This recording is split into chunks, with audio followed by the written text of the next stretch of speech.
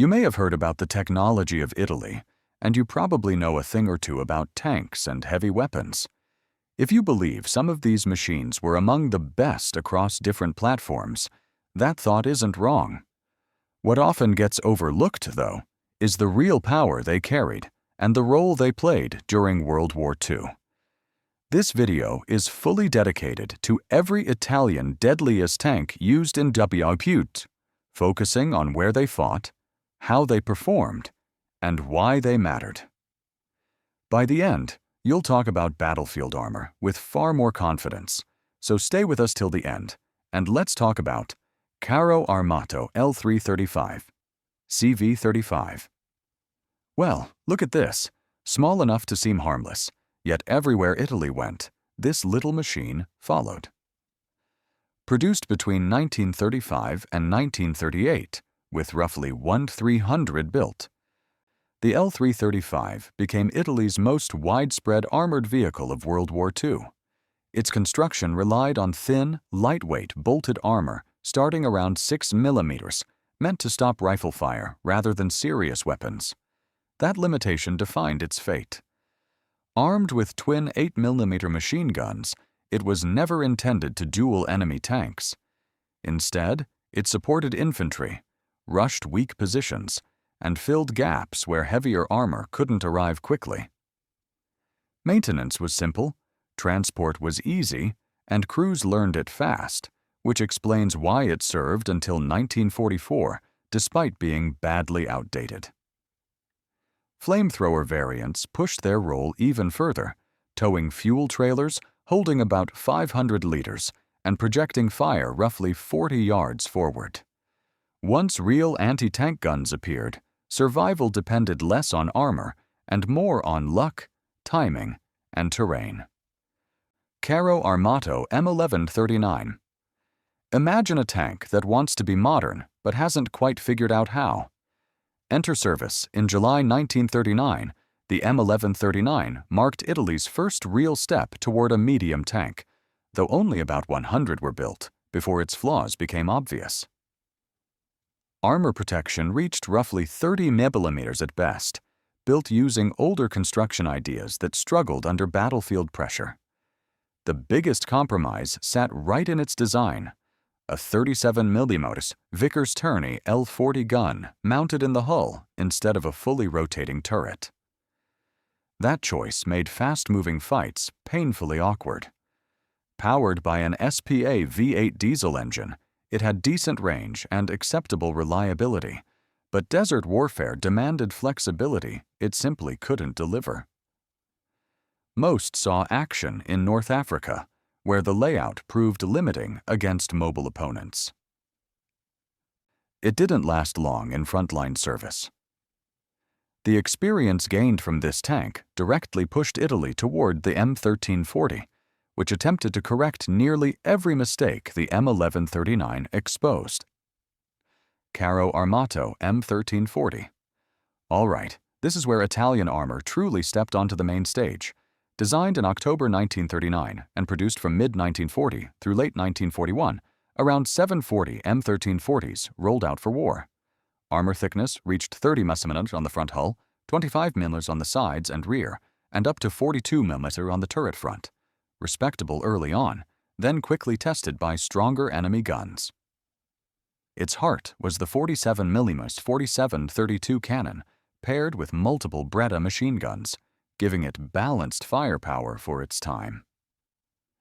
The tank fought hard in Greece during 1940-41 and became a familiar sight across North Africa.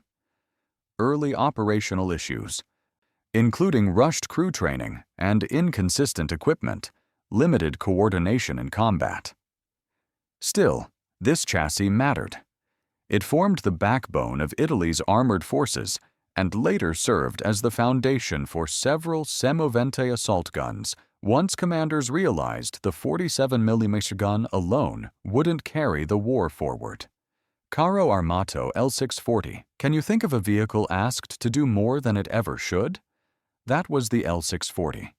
Designed in 1939 and produced in numbers totaling just over 400, it filled roles ranging from reconnaissance to frontline support.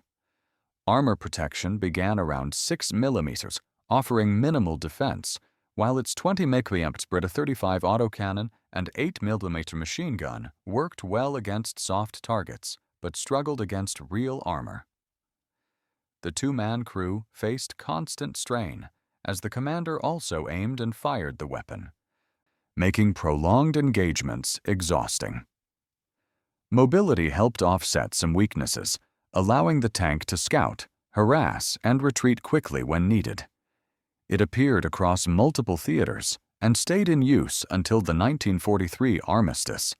More importantly, its chassis became the basis for the Semovente 4732 tank destroyer, extending the L-640's usefulness beyond its original design and proving adaptability mattered as much as raw strength. Semovente da 75-18. And here comes a machine that quietly solved problems without asking for applause. Designed in 1941, the Semovente da 75-18 mounted a 75 mm howitzer on the chassis of the M1340, and later the M1441 and M1542. Around 467 were built across production runs, making it one of Italy's most effective armored solutions. Instead of chasing turret complexity, designers kept it low, compact, and practical. The gun offered strong, high-explosive power and useful anti-armor capability at short ranges, ideal for infantry support and ambush tactics. Its low silhouette made it harder to spot than traditional tanks, especially when firing from cover. Armor protection remained limited, so success depended on positioning rather than brute force. This vehicle mattered because it acknowledged reality. Italy needed something fast to build, flexible to use, and capable of compensating for earlier tank limitations. On the battlefield, it delivered exactly that. P-2640, P-40. Picture a tank arriving with the right answers, but far too late for the exam. Development stretched from 1940 into 1943, and production only truly began as Italy's war effort was collapsing. Just over 100 2640s were completed between 1943 and 1944. For Italian standards, this was a serious machine. Frontal hull armor reached 50 mm, the turret front climbed to 60 mm, and the layout finally adopted sloped plates to improve protection. Its main weapon, a 75 mm L-34 gun, finally matched the battlefield realities of the early 1940s. Construction still relied on riveted techniques, which introduced weaknesses under heavy impact. When Italy signed the armistice in September 1943, many of these tanks never reached Italian crews at all. German forces took control of most completed vehicles and deployed them in Italy. On paper, this was Italy's most capable wartime tank. In practice, timing robbed it of any chance to change outcomes. Carro Armato M1441. Some machines aren't revolutionary. They exist to keep the fight alive. Built between 1941 and 1942, with 744 produced, the M1441 was a refined response to the shortcomings exposed in earlier desert fighting. Armor levels remained familiar: 30 mm on the front hull, 25 mm along the sides and rear, and 42 mm on the turret face, all assembled through conventional riveted construction. Firepower stayed consistent with the proven 47 mm 47-32 gun, supported by 4 8 mm Breda machine guns. Where it improved was reliability. A new SPA 8TBM-41 diesel engine delivered 145 horsepower, pushing the tank to roughly 33 kilometers each and giving it a practical range near 200 kilometers. Most served in North Africa, where conditions punished equipment relentlessly. By the time Allied armor improved, the M1441 was already outmatched. Still, it kept Italian armored units operational when replacements were scarce and expectations were modest. And for now, let's move to Carro Armato M1542. There's a quiet confidence in a design shaped by hard lessons. Conceived in 1942 and entering production at the start of 1943, The M1542 represented the final evolution of Italy's medium tank line. Production numbers remain debated, but around 333 units, including command variants, are commonly cited. Protection finally improved, with frontal armor increased to roughly 50 mm and sides holding at about 25 mm. The familiar 47 mm gun returned, this time in its longer L40 form, carrying over 100 rounds and supported by 3 Breda machine guns. Power came from a 192 horsepower SPA petrol engine, offering better mobility than earlier models. Unfortunately, circumstances dictated its fate. After the 1943 armistice, many vehicles ended up under German control, seeing service in Italy and Yugoslavia. Designed to correct earlier compromises, the M1542 arrived when industrial disruption and political collapse limited its impact far more than its design ever could. Semovente L40 da 4732. Not every threat announces itself loudly. Enter service in 1942. The Semovente L40 da 4732 was compact, direct, and built with a clear purpose. Roughly 402 units were produced, with most completed before the September 1943 armistice. Its armor was light, 30 mm on the front, 14.5 mm on the sides, and just 6 mm underneath, so protection was never the plan. Instead, it relied on profile and placement.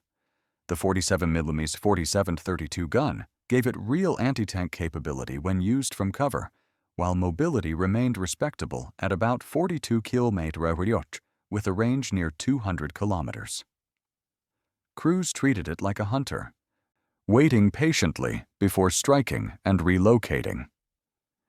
After Italy's surrender, surviving vehicles continued service under German and Axis use. It wasn't built to dominate ground through force. It was built to punish mistakes, and in the right hands, it did exactly that. Semovente da 7534. Sometimes the difference comes down to intent. The Semovente da 7534 wasn't designed to support. It was designed to hit back. Entering service between 1943 and 1945, with roughly 170 produced across M42 and M43 chassis variants, this vehicle leaned firmly toward anti-armor combat. Frontal protection reached about 42 mm, while the low casemate silhouette reduced exposure during engagements. Its defining feature was the 75 mm L34 gun, offering improved penetration over earlier Italian weapons. A 192 horsepower petrol engine provided acceptable mobility, with a range close to 230 kilometers. These vehicles saw action during the defense of Rome in 1943 before continuing service under German control across northern Italy and the Balkans. It wasn't a perfect solution, but it reflected a shift in thinking. Instead of asking tanks to do everything, Italy began building machines meant to do one thing well and survive long enough to matter. Semovente da 10525, M43, Bassato. Firepower finally took priority here, and it shows the moment you understand what this vehicle was meant to do. Thick frontal armor, around 75 mm, put it among the best protected Italian armored vehicles of the war, a rare distinction in itself. Its 105 mm L25 gun wasn't built for elegant tank duels. It was designed to tear open fortified positions and clear paths for advancing infantry through sheer force. Mobility mattered less than presence, though the 192 horsepower SPA petrol engine still managed roughly 35 km/h with an operational range near 180 kilometers. Only about 121 were completed, and many rolled out after Italy's armistice, placing them under German control rather than Italian crews. The irony is hard to miss. Introduced in 1943, this machine arrived just as Italy's industrial and political structure collapsed. It represents a moment when design priorities finally aligned: armor, gun, and purpose, only for circumstances to erase its chance to matter. All right, let's head to Semovente da 9053. Distance was safety, and safety was everything. This vehicle lived and died by that idea. Armed with the exceptional 90-53 gun, it could strike enemy armor long before retaliation became possible, delivering accuracy and penetration that rivaled far heavier machines. Protection, however, was thin, and onboard ammunition was painfully scarce, often limited to just 8 rounds, forcing crews to fight with discipline and planning rather than aggression. Mobility existed, but exposure during movement was dangerous, making prepared positions essential. Only 30 were built, and they appeared briefly before the battlefield shifted beneath them. When Italy surrendered in 1943, surviving examples continued service under German command, used exactly as their design intended: overwatch, ambush, denial. Production had taken place in 1942, during a narrow window when industrial focus briefly aligned with tactical need. This wasn't a forgiving vehicle. It demanded patience, punished errors, and proved that Italian artillery design could be devastating when used correctly. Fiat 3000, Mod 21, Mod 30. By World War II standards, this tank was already living on borrowed relevance. Thin, riveted steel armor offered little more than protection from small arms fire, and its battlefield value had long faded. Early versions relied entirely on machine guns, while the later Modifers 30 introduced a 37mm cannon, an upgrade that arrived decades too early to stay meaningful. Even so, these tanks didn't disappear when war broke out. They shifted roles, guarding installations, training crews, and handling internal security tasks wherever more modern vehicles were unavailable. In total, 152 units were produced across variants, a modest number that nonetheless shaped Italy's armored foundation. Their origins trace back to the early 1920s, with production running from 1921 to 1930, making them relics by the time global conflict erupted. Still, their importance isn't measured by combat success. The Fiat 3000 taught Italy how to build, crew, and maintain tanks at all, and without it, later designs wouldn't exist. Semovente da 7546. This vehicle didn't attempt to balance roles or please doctrine. Its purpose was narrow, deliberate, and unapologetic. Sloped frontal armor provided stronger protection than earlier Semoventi, while the 75mm L-46 gun delivered high-velocity performance capable of engaging Allied tanks at respectable distances. Mobility was secondary, and that was intentional. The design favored concealment, patience, and decisive fire over movement. Production numbers remained painfully small, barely more than a dozen completed, which immediately limited any strategic impact. Most examples never served Italy at all. Instead, they entered service after the armistice, operating under German control primarily in northern Italy. Their appearance between 1943 and 1945 reflects a late realization: specialization mattered more than versatility. By the time Italy embraced that lesson, industrial collapse and Allied pressure ensured it could only be demonstrated in fragments. This machine stands as a glimpse of what Italian armor might have become under different circumstances. Semovente da 149-40. Scale alone made this vehicle unforgettable. The massive 149mm gun defined everything about it, from its role to its limitations. Designed to deliver long-range bombardment and demolish fortified positions, it functioned more as mobile artillery than armored fighting vehicle. Protection focused on surviving counter-battery fire rather than close combat, while sheer size and weight placed severe restrictions on mobility. Logistics quickly became the real enemy.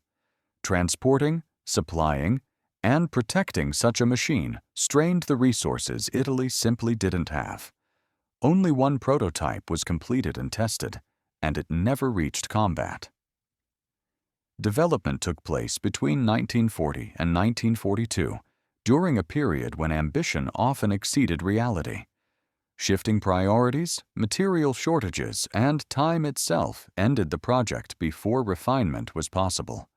Though it never fired in battle, this design matters.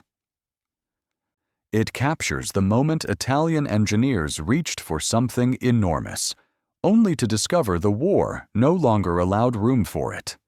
Italian tanks weren't perfect, but timing, terrain, and determination turned overlooked machines into unexpectedly lethal tools of war. If you like the video, don't just move to any other video without giving us a like. And if you are new to this channel, then make sure to subscribe. Thanks for watching. We will catch you in the next one.